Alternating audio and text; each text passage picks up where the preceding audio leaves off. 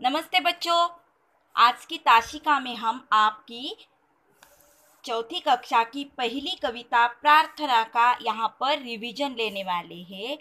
तो बच्चों, मैंने आपको प्रार्थना कविता का पूरा अभ्यास लिख कर दिया था। शायद आपने उसका अभ्यास भी किया है, आपके बुक में क्वेश्चन आंसर भी लिखे होंगे और आपकी नोटबुक में भी लिखे होंगे। पर अगर किसी के पास इन प्रश्नों के उत्तर नहीं है तो मैं आपको फिर से लिख कर देती हूँ। तो इधर ध्यान दीजिए। आपका पहला प्रश्न है, निम्न शब्दों के अर्थ लिखिए।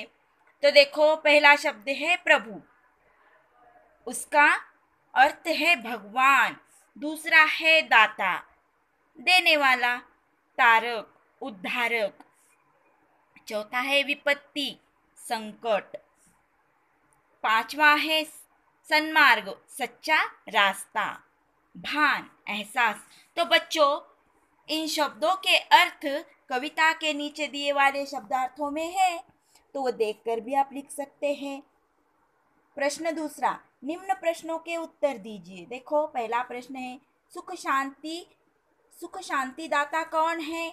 सुख शांति दाता प्रभु, ईश्वर है। आप प्रभु या ईश्वर दोनों में से कौन सा भी शब्द लिख सकते हो।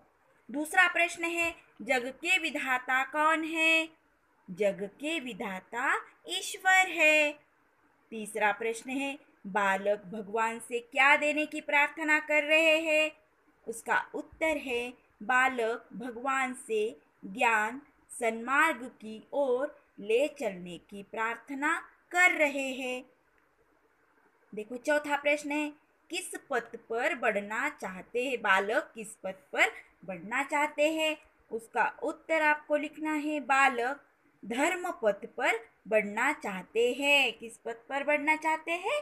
धर्म पथ पर बढ़ना चाहते हैं। दिनों के तारक कौन है? देखो, यहाँ पर मिस्टेक है, बुक में आपके ताकर हो गया है, तो ये आपको क्या पढ़ना है? तारक।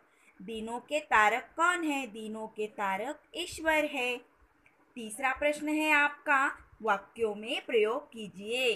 तो पहला शब्द है ज्ञान, इसका वाक्य में प्रयोग किया है मैंने यहाँ पर। सबको ज्ञान पाना चाहिए, है ना?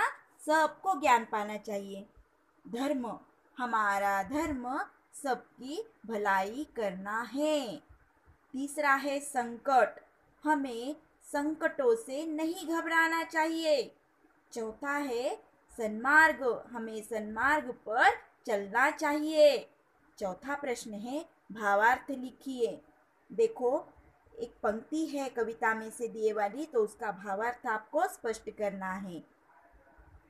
विपत्तियों से मुक्ति दो, फलने फूलने की शक्ति दो।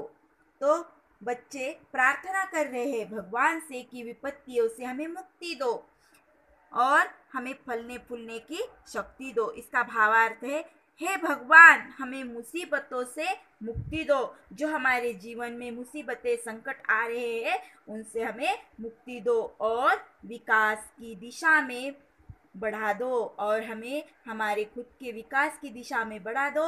बिना तुम्हारी कृपा के हम विकास नहीं कर सकेंगे। तो बच्चों, ये है आपका अभ्यास। अब पांचवा प्रश्न है आपका, इस कविता को कंठस्थ कीजिए। कंठस्थ यानी मुखोगत कीजिए, यानी कि उस कविता को आप पाठ कीजिए। कविता आपको बिना देखे आनी चाहिए। तो ये 5 प्रश्न हैं आपके, मैंने यहाँ पर लिख कर दिए हैं। अभी आपको सबको ये लिखना है तथा इसे पठन भी करना है, ठीक है?